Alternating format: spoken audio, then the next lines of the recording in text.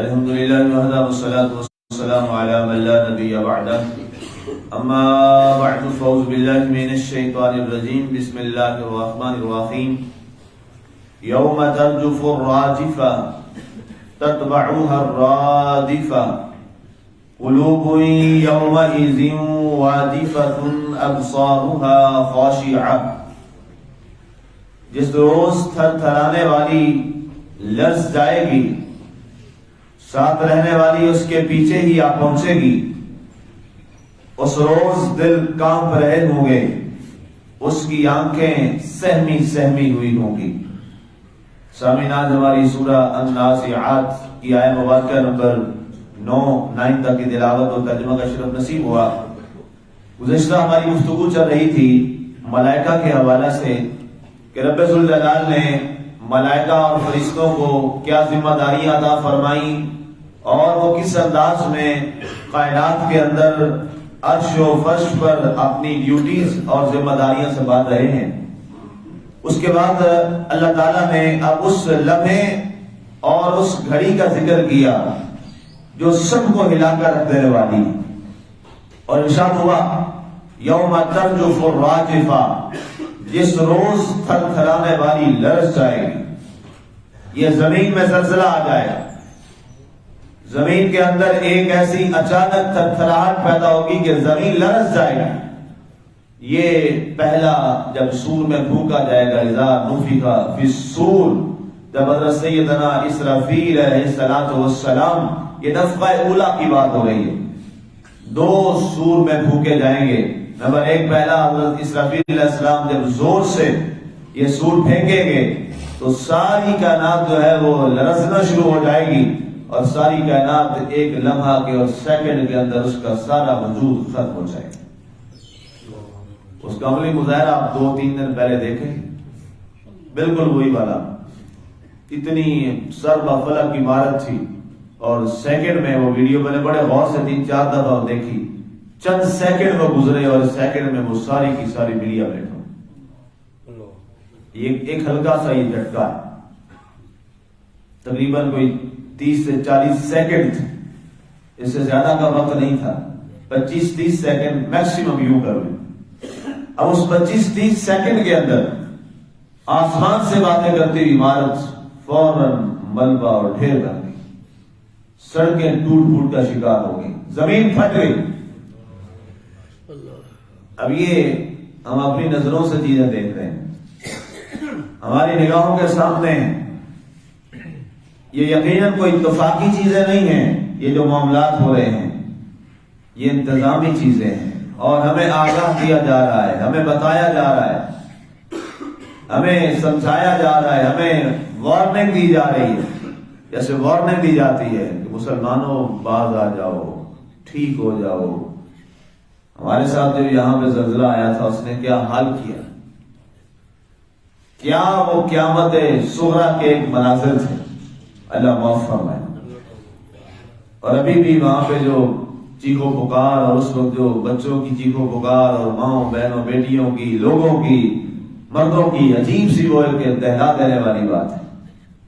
رات ہی میں پڑھ رہا تھا کہ وہ جو ریسکیو ٹیمیں تھیں کچھ انہوں نے ایسے منظر نامے دیکھے کہ وہ خود رونا شروع ہو. وہ کہتے ہیں کہ حالانکہ بڑے ہم مضبوط دل لوگ ہوتے ہیں کہ ہم نے ہر روز ہاتھ سے ہی اٹھانے ہوتے ہیں، ہم مضبوط ہوتے ہیں، ہمارے دل پکے ہو چکے ہوتے ہیں، روٹین کا ورک ہے. لیکن کہتے ہیں کہ یہ والے ایسے حادثات ہم نے دیکھے ہیں کہ ہم بھی برداشت نہیں کر سکتے. نیچے دبے ہوئے ہیں اور وہاں سے آوازیں آ رہی ہیں. اور ایک عجیب واقعہ تھا کہ اس نے دہلا کے رکھ دیا. بیٹا نیچے ملبے میں دبا ہوا اور وہاں سے وہ رو رہا ہے اور باپ باہر ہے. دیکھیں نا کیا یہ آزمائش کی گھڑی ہے، کتنی آزمائش کی گھڑی ہے. اور اس کو تسلی دینے کے لیے کہہ رہا تھا بیٹا کلمہ شریف پڑھو، لا الہ الا اللہ محمد رسول اللہ صلی اللہ علیہ وسلم. تو ہم مسلمان ان چیزوں کو جب واقعہ ہوتا ہے 1-2 دن کے لیے ہمارے اوپر اثر رہتا ہے. قبرستان میں جاتے ہیں دفنانے کے لیے، ہمارے دل پسیج جاتے ہیں. جو ہی قبر بند ہوتی ہے واپس آ کے دعا مانگتے ہیں گیٹ کے باہر، اس کے بعد پھر ہمارے وہی حالات شروع ہو جاتے ہیں. ہمارے دل ایسے ہو چکے ہیں. بنیادی طور پر مسلم کے اندر جو سب سے بڑی چیز ہے جس کے لیے اسے اللہ تعالیٰ نے ایمان کی دولت سے نوازا ہے، وہ سب سے بڑی چیز کیا ہے؟ وہ دل کا تقوی ہے۔ اس کا دل ہر لمحہ ڈرتا رہے کہ کچھ ایسا عمل نہ ہو جائے جس سے میرا مالک مجھ سے ناراض نہ ہو۔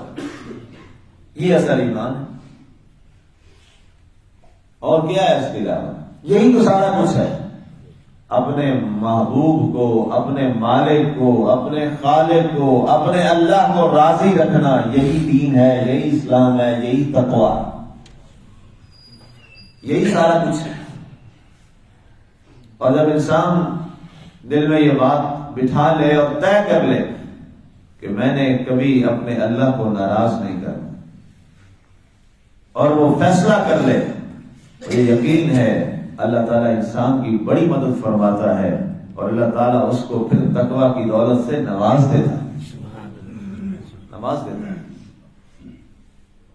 پچھلے دنوں ایک گفتگو چل رہی تھی، تو بہت نیک پارسا خاتون ہے، انہوں نے اس حوالہ سے بات کی، تقویٰ کے حوالے سے۔ کہتے ہیں جی یہ ساری چیزیں بڑی درست ہیں، لیکن اللہ توفیق بھی تو دے کہ بندہ اس طرف آئے بھی، تو پھر ہی ہے نا یہ تقویٰ کی ساری چیزیں۔ تو میں نے کہا جی محترمہ بات یہ ہے کہ اللہ نے قرآن میں خود فرمایا ہے وَالَّذِينَ جَاهَدُوا فِينَا لَنَهْدِيَنَّهُمْ سُبُلَنَا، فرمایا جو ہماری راہ میں آنے کے لیے جستجو کرتا ہے کہ ہم اللہ کو پا لیں، اللہ فرماتا ہے اس کے لیے ہم سارے راستے کھول دیتے ہیں۔ یہ تو قرآن کی آیت ہے۔ اصل میں ہے کیا کہ ہم اس راستے پر ابھی چلنا ہی نہیں چاہ رہے، ہم اس راستے کے مسافر ہی نہیں بننا چاہ رہے۔ اگر انسان اس راستے کا مسافر بن جائے تو یقین کریں رب قرآن میں کیا خوبصورت انداز ہے، لَنَهْدِيَنَّهُمْ سُبُلَنَا، سبیل کی جمع ہوتی ہے سبل، سبیل کہتے ہیں عربی میں ایک راستے کو، اور سبل کہتے ہیں کئی راستے۔ اللہ فرماتا ہے تو ایک راستے پہ چلنا جو میری طرف آتا ہے، میں تجھے ایک نہیں کئی راستے تیرے لیے کھول دوں۔ پھر جس سمت سے آئے گا آگے اللہ کی ذات کا ہی تصور ہو، کس سمت سے داخل ہوں کہ گمراہ نہ ٹھہروں، تیرے شہر کو آتی ہیں ہر سمت سے راہیں۔ اللہ کی بارگاہ میں انسان آنے کی جستجو تو کرے، کوشش تو کرے۔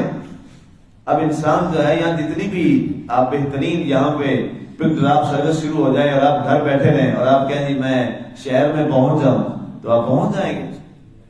نہیں پہنچیں گے، آپ کو بس اسٹاپ تک تو آنا پڑے گا۔ چاہے جناب یہاں جتنی تیز گام ٹرین چل جائیں، آپ شہر نہیں پہنچ سکتے، اپنی منزل پہ نہیں پہنچ سکتے۔ منزل پہ پہنچنے کے لیے آپ کو گھر چھوڑ کر اس راستے پر چلنا پڑے گا۔ جب آپ چلیں گے بھلے پیدل بھی ہوں گے تو پیدل لوگ بھی تو اپنی منزل پہ پہنچ ہی جاتے ہیں۔ چلنے والے نکل گئے ہیں، جو ٹھہرے ذرا کچل گئے ہیں، جو چلتے رہتے ہیں وہ منزل پہ پہنچ جاتے ہیں۔ اب بھائی کچھوا ہی کیوں نہ ہو، کچھوا پہنچ گیا تھا نا منزل پہ، خرگوش کا مقابلہ تھا۔ یہ کہانیاں کس لیے ہوتی ہیں؟ ہمیں سمجھانے کے لیے۔ کچھوا بڑا تیز گام تھا یہ وہ، لیکن وہ سست تھا، اور خرگوش نے کہا میں بڑا تیز رفتار ہوں، برق رفتار ہوں، اور ہوتا بھی بڑا برق رفتار ہے، تیز رفتار ہوتا ہے، لیکن رک گیا، محروم ہو گیا منزل سے۔ کچھوا تھا، کتنا اس کی کیسی چال ہوتی ہے، لیکن منزل پہ پہنچ گیا۔ کیوں؟ وہ چلتا رہا، وہ چلتا رہا۔ ہمیں اپنی منزل کی طرف چلتے رہنا چاہیے۔ مسلمان اس وقت نہیں ٹریک ہوتا ہے جب اپنی منزل پہ رک جاتا ہے۔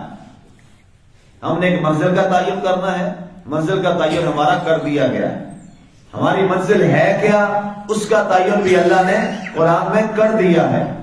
ہم نے جانا کس راستے سے ہے وہ راستہ بھی بتا دیا گیا۔ سورہ فاتحہ میں بھی ہم نے کیا پڑھا؟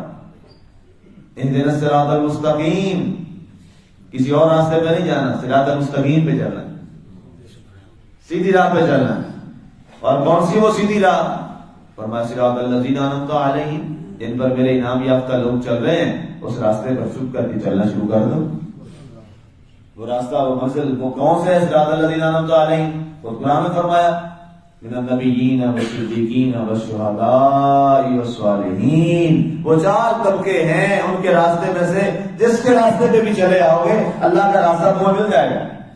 وہ نبیوں کا راستہ ہے، وہ صدیقین کا راستہ ہے، وہ شہداء کا راستہ ہے، وہ صالحین متقین کا راستہ ہے۔ اللہ نے قرآن میں خود فرمایا ہے یا الذین آمنوا اتقوا اللہ وکونوا مع الصادقین، اے ایمان والو اللہ سے ڈرو، تقوی اختیار کرو اور اس کے بعد میرے سچوں کے ساتھ ہو جاؤ، جہاں سچے پہنچیں گے تم بھی ساتھ پہنچ جاؤ۔ اصل میں یہ سنگت نیک اور صالحین کی سنگت بڑی ضروری ہے، وغیرہ راستے میں بہت سارے مسائل ہیں۔ آپ کسی ایسی جگہ پہ جا رہے ہو جہاں پہلے آپ کبھی نہ گئے ہوں، تو آپ کہتے ہیں یار کوئی بندہ ایسا مل جائے نا ساتھ جس نے وہ جگہ پہلے دیکھی ہو تو میں بڑے آسانی اور آسان اور سوکھے طریقے سے وہاں پہنچ جاؤں گا، پریشانی نہیں ہوگی، ٹھیک ہے نا جی؟ تو دنیا کا راستہ منزل حاصل کرنی ہو تو جو اس کو جانتا ہو اس کو ڈھونڈتے ہو کہ کوئی ایسا ساتھ لے کے چلیں جو اسے سمجھتا ہو، تو رب کا راستہ اتنا سستا ہے کہ وہ بغیر کسی سمجھ والے کے انسان پہنچ جائے گا؟ نہیں، اس کے لیے بھی کسی ایسے کا اگر آپ دامن تھام لینا جس نے وہ راستہ دیکھا ہوا ہے، آپ کو ماشاءاللہ ایک نگاہ سے وہاں تک پہنچا دے گا۔ یہ فرمایا گیا یوم ترجف الراجفہ، اس روز تھر تھرائے گی نفخہ اولا کے وقت، زمین میں زلزلہ آئے گا اور سب کچھ ختم۔ تتبعها الرادفہ، پھر ساتھ رہنے والی اس کے پیچھے ہی آ پہنچے گی۔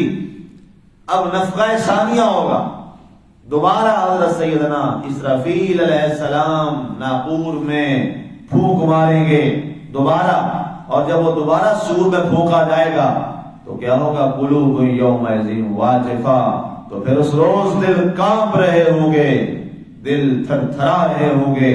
اب کیا کیا جائے گا؟ اب سب کو پہلی بار قیامت قائم، سب کچھ ختم، تباہ و برباد، زمین بوس۔ اس کے بعد جب نفخہ ثانیہ ہے تو اب سارے جو ختم ہو چکے تھے، مر چکے تھے، یا جو قبروں میں تھے، مٹی میں تھے، جہاں بھی تھے، اب سارے دوبارہ زندہ کر دیے جائیں گے۔ اب یہ والا جو منظرنامہ ہے یہ دوسرا نفخہ ثانیہ ہے۔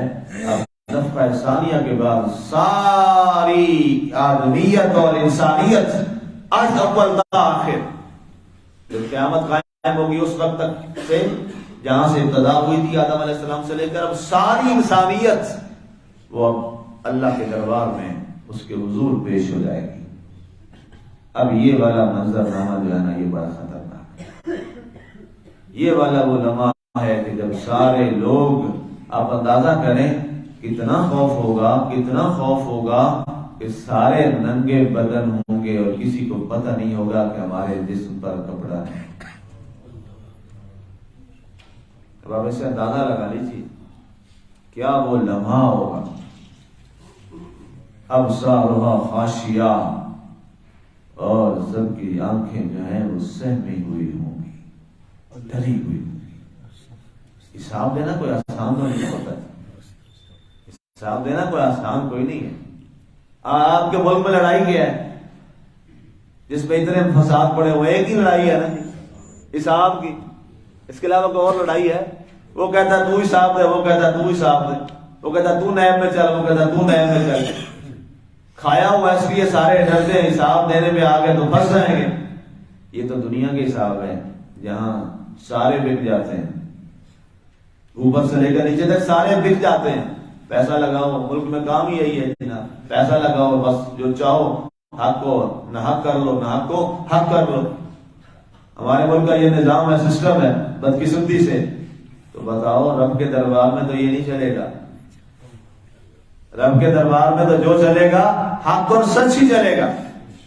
وہاں تو ایسا، وہاں تو رشوت نہیں چلنی، وہاں تو کچھ نہیں ہوگا۔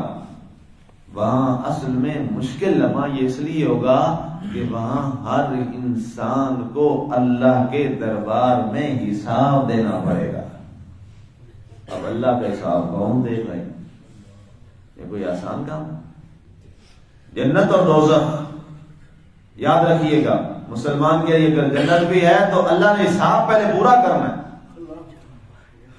اگر بغیر اس طرح کے معاملات ہو جائیں تو پھر اس کو قدر کیا؟ ہاں وہ کچھ ایسے لوگ ہیں جن کے بارے میں دنیا میں اللہ کے رسول صلی اللہ علیہ وسلم نے فرمایا تھا، تو بڑے چند ایک لوگ ہیں جن کے بارے میں فرمایا تھا وہ بغیر حساب و کتاب کے جنت میں جائیں گے۔ وہ میرے نبی صلی اللہ علیہ وسلم کے چند ایک صحابہ کرام ہیں جن کا نام آپ نے خود مینشن فرما دیا. ان میں ایک کا نام حضرت سیدنا عثمان غنی ذو النورین بھی ہے. فرمایا اللہ تعالیٰ فرمائے گا یہ میرا عثمان بڑا شرمیلا تھا، دنیا میں بھی بڑا ہی شرم والا تھا، حیا والا تھا. اب اللہ کو شرم آ رہی ہے، مجھے فرمایا کہ مجھے حیا آتی ہے، اب میں عثمان سے کیا حساب لوں، اس کو ویسے ہی جنت میں بھیج. یہ ہے کریکٹر ان کا، یہ ہے ان کا کردار. اور اتنے آپ کی آنکھوں میں شرم و حیا اور اتنے شرمیلے تھے کہ جناب رسول اللہ صلی اللہ علیہ وسلم کا ایک بڑا مشہور واقعہ ہے کہ آپ تشریف فرما تھے اپنے گھر میں، جیسے بندہ کیجول ہو جاتا ہے تو آپ نے ایک گرمی بلا کی ہوتی تھی، ظاہر سہولیات تو تھی نہیں، یہ ساری چیزیں عرب کی گرمی بڑی مشہور ہے. تو آپ علیہ السلام نے ایک تہ بند باندھ رکھا تھا ایسے، اور آپ اپنے گھر میں گرمی کی شدت میں آپ تشریف فرما تھے اپنے حجرہ شریف میں. تو دروازے پہ دستک پوچھا کون ہے، کہا جی ابو بکر، آ جائیے. تشریف لے آئے، اس کے بعد حاضر ہو گئے پاکیزہ رسالت میں. پھر حضرت عمر تشریف لائے، پوچھا کون، جی میں عمر، آ جائیے. اس کے بعد حضرت سیدنا علی تشریف لائے، جی کون، فرمایا علی ہوں، جی فرمایا آ جائیے. رسول کے پاس بیٹھے ہیں، آپ کی خدمت میں حاضر ہیں. اس کے بعد پھر دروازہ نوک ہوا، پوچھا جی کون ہے، کہا جی عثمان ہوں. رسول اللہ فرمایا علی ٹھہر جاؤ، ابھی دروازہ نہ کھولنا. علی ٹھہر جاؤ. حضور نے فرمایا وہ میری صلی اللہ علیہ وسلم نے فرمایا میری دوسری چادر کدھر ہے. حضور صلی اللہ علیہ وسلم نے چادر لی اور اپنے اوپر ڈالی. فرمایا اب دروازہ کھولنا. اب تشریف لائے، عثمان غنی حاضر خدمت ہوئے، سلام محبت سلام غلامی عرض کیا، جی فرما ہوئے.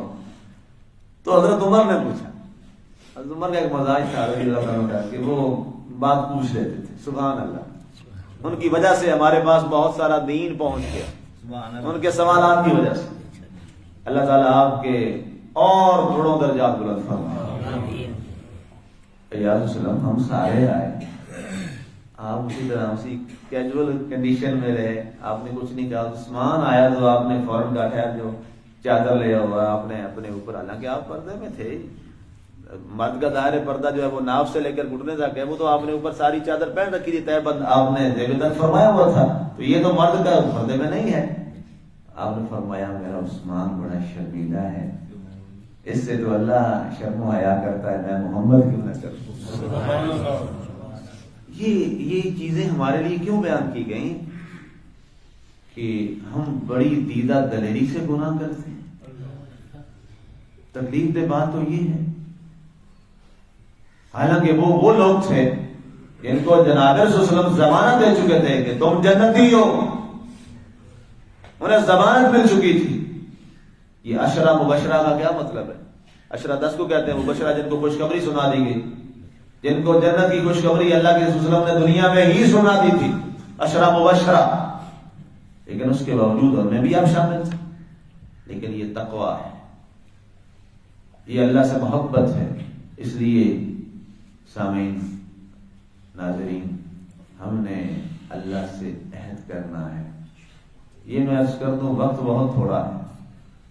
جو حدیثیں ہم نے پڑھی ہیں نا جی، ظاہر ہے ہمیں تو حدیثوں سے ہی جو سیکھنا ہے اور قرآن نے جو بتانا ہے ہم نے تو اس پہ ہی بات کرنی ہے.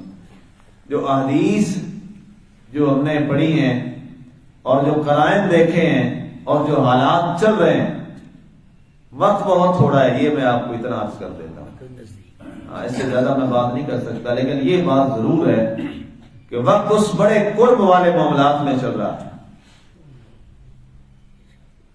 باقی تو ظاہر رب کا معاملہ ہے، رب بھی بہتر جانے کیا ہے. لیکن جو احادیث ہیں اور جو اس وقت دنیا کے قرائن اور حالات چل رہے ہیں وہ قرب کا ہی پیغام دے رہے ہیں. اس لیے ہم سب کو اس بارگاہ کے اندر اپنی تیاری کرنی چاہیے اور اس کے لیے ہمیں سوچنا چاہیے. باقی یہ دنیا، یہ کیا حالات، یہ جن کے اتنے بڑے بڑے ٹاور زمین بوس ہو گئے، کتنوں کے کاروبار تھے، کتنی فیکٹریاں وہاں تباہ ہو گئی، ہر چیز کیا ہوا، کہاں گئی ساری سیویں، ختم ہو گئی سب چیز. اور یہاں تک تھا کہ جناب وہ اتنے خاندان ختم ہو گئے کہ ان کے وارثوں میں کوئی بچہ ہی نہیں ہے. اس لیے اصل جو پراپرٹی ہے نا جی، اس پراپرٹی کی طرف ہمیں جانا چاہیے، اور اصل پراپرٹی کی جانب ہم سب کو بڑھنا چاہیے، اور اصل پراپرٹی وہی ہے جو ہمارے دائیں ہاتھ میں تھمائی جائے۔